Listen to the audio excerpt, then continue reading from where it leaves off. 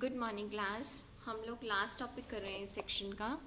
कुछ डेफिनेशंस हैं body waves. Waves दो टाइप की वेव्स होती है, body waves and surface wave. अब बॉडी वेव्स क्या होती हैं? The waves propagate through the whole body of a medium are called body waves. We know that two types of body waves propagate in homogeneous isotropic elastic medium, which are called P and S waves, और डायलेटेशनल and इक्विवॉल्यूमिनल और irrotational and rotational waves और longitudinal and transverse waves. देखो, जो waves medium के through out propagate करती हैं उनको क्या बोलते हैं? हम बॉडी वेव्स बोलते हैं। तो हमने अभी तक दो तरह की वेव्स पढ़ी हैं होमोजीनियस आइसोट्रोपिक इलास्टिक मीडियम में, P wave and S waves पढ़ी हैं, और उनका अलग अलग नाम है। उनको इरोटेशनल एंड रोटेशनल भी बोलते हैं, लॉन्गिट्यूडनल एंड ट्रांसवर्स भी बोलते हैं। नेक्स्ट है आपके पास surface waves. Surface waves are the waves which can propagate only in the neighborhood of the boundaries. जो कि क्या, जो वो वेव्स जो सिर्फ बाउंड्रीज के अलॉन्ग क्या करती हैं? ट्रेवल करती हैं। That is either in the neighbourhood of free surface और in the neighbourhood of the interface. ठीक है। The disturbance in case of surface waves dies out very rapid when move away from the surface. इस case में जो disturbance है यानी कि waves बहुत जल्दी ख़त्म हो जाती हैं अगर हम क्या करेंगे?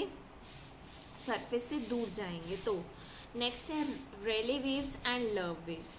जो रेले वेव्स एंड लव वेव्स हैं आपने मैकेनिक्स ऑफ सॉलिड में पढ़ी होंगी। अगर आपके पास ये टॉपिक आता है तो ये जो इनके जो प्रूफ्स हैं वो आपने वहीं से ही करने हैं, मैकेनिक्स ऑफ सॉलिड में से ही करने हैं, सेम है एज इट इज़। अब लास्ट टॉपिक क्या है आपके पास? स्टोनले वेव्स। अब स्टोनले वेव्स क्या है? इनको सरफेस वेव्स भी बोलते हैं, which propagate in the neighbourhood of the interface between two elastic solid half space. अब देखो, ये क्या है? दो मीडियम्स हैं, medium M1 and medium M2। Exact plane है। ये क्या है? इंटरफेस है। इंटरफेस कहाँ है? जहाँ पे वो मीट करते हैं, Z=0। तो यहाँ पे स्टोनले वेव्स क्या है? कहाँ प्रोपेगेट करती हैं? इसके नेबरहुड में प्रोपेगेट करती हैं। Let us consider two solid half spaces M1 and M2 which are in welded contact as at the interface Z=0। हमें पता है दोनों कॉन्टैक्ट में होते हैं कहाँ पे? Z=0 पे। Let λ1 μ1 be the Lamb's constant, ρ1 be the density, α1 β1 क्या ले ली? P and SV way velocity ले ली मीडियम M1 में। सिमिलरली λ2 μ2 Lamb's constant ले ली, ρ2 डेंसिटी ले ली, α2 और β2 क्या ले ली? P and SV way velocity ले ली इन मीडियम M2। ओके। अब डिस्प्लेसमेंट वेक्टर किस फॉर्म का होगा? UJ0 WJ, क्योंकि दो मीडियम में काम कर रहे हैं हम, यानी कि मीडियम M1 में क्या होगा? U10 W1 और उसमें क्या होगा? M2 में U20 W2। Also we know that हमें U और W की वैल्यू पता है क्योंकि दो मीडियम में काम कर रहे हैं तो हमने जेज लगा दी हैं। फाई और साई क्या करते हैं? वेव इक्वेशन को सेटिस्फाई करते हैं। फाई उस वेव इक्वेशन को सेटिस्फाई करता है जिसकी वेलोसिटी अल्फा है, साई उस वेव इक्वेशन को सेटिस्फाई करता है जिसकी वेलोसिटी बीटा है।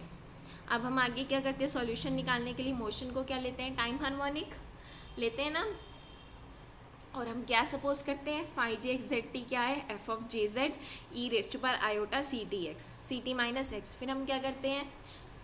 हम इसको इक्वेशन नंबर 2 और 3 में पुट करके ऑक्सिलरी इक्वेशन निकाल के इनके क्या करते हैं? सॉल्यूशंस निकालते हैं। तो ये देखिए, ये ऑक्सिलरी इक्वेशन आ गई, यहाँ से हमने सॉल्यूशन निकाल लिया। फाई जेज एंड साई जेज आ गए।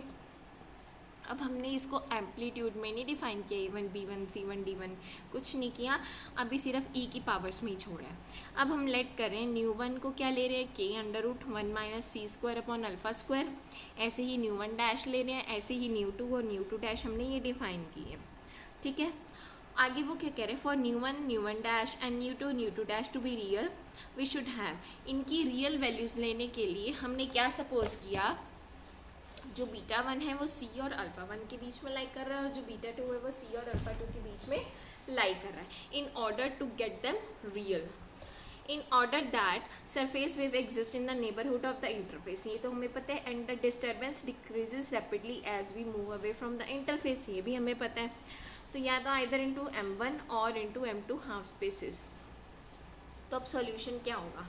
सोल्यूशन क्या होगा? φ1 A1 e raise to power iota के CT माइनस एक्स, यानी कि इसके लिए तो सेम रखा। अब ये K√1 - c² अपॉन α² को क्या पुट किया? इसे न्यू1। तो यहाँ क्या बचेगा? न्यू1 Z तो ये देखिए minus new one Z, psi one क्या हो गया minus new one dash Z. Equation number 7 आ चुकी है आपके पास। सिमिलरली मीडियम M2 में ये सॉल्यूशन हो गया, ठीक है।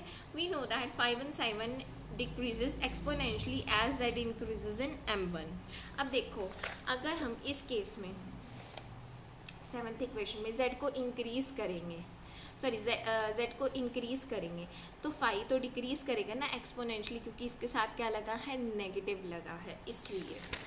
सिमिलरली अब इसमें क्या होगा फाई टू साई टू क्या करेगा डिक्रीज करेगा exponentially as z increases in M2, ठीक है। अब बाउंड्री कंडीशन क्या होंगी, बाउंड्री कंडीशन होंगी एक तो continuity of tangential displacement. Tangential displacement क्या डिनोट करती है, u1 is equal to u2 denote करती है। इसके हिसाब से आपने डेरिवेटिव देने हैं, फिर z को 0 पुट करना है। देन क्या है continuity of normal displacement, w1 is equal to w2, w1 की वैल्यू भी आपके पास, w2 की भी वैल्यू है। डेरिवेटिव्स निकालोगे z को 0 पुट करोगे, इक्वेशन नंबर 9 है 9 भी आ गई। थर्ड क्या होता है टेंजेंशियल स्ट्रेस, यानी कि tau Z x1 is equal to tau Z x2, इसके हिसाब से भी आप निकालोगे। फिर क्या है कॉन्टिन्यूटी ऑफ नॉर्मल स्ट्रेस, इसकी कंडीशन क्या है tau Z z1 is equal to tau Z z2। तो यहाँ से आपने अभी तक आई होप आपको निकालने आ चुके होंगे डेरिवेटिव्स। आपके पास 4 इक्वेशंस आ चुकी हैं 9a 9b 9c 9d आ चुकी है ना। तो वहाँ से अब हमारे पास क्या मिलेगा, this is a set of 4 homogeneous equation in 4 unknowns a1 a2 b1 b2। In 4 equations में हमें 4 अननोन्स मिले a1 a2 b1 b2, ठीक है। The non trivial solution of this system exist when determinant of the coefficients of, ये तो हमें पता है नॉन ट्रिवियल सॉल्यूशन कब एग्जिस्ट करता है, जब इन चारों के कोफिशिएंट्स का डिटर्मिनेंट क्या हो जाए 0 हो जाए। तो यानी कि ये हमने क्या ले लिया डिटर्मिनेंट इज इक्वल टू 0 ले लिया, ठीक है। वेयर α1 β1 α2 β2 क्या है PE wave and SV wave velocity medium M1 और M2 में, और C क्या है अननोन है जिसको क्या बोलते हैं which is the phase velocity of Stoneley waves. So this equation is called frequency equation और पीरियड इक्वेशन ऑफ सेकुलर और सेकुलर इक्वेशन बोलते हैं, ठीक है।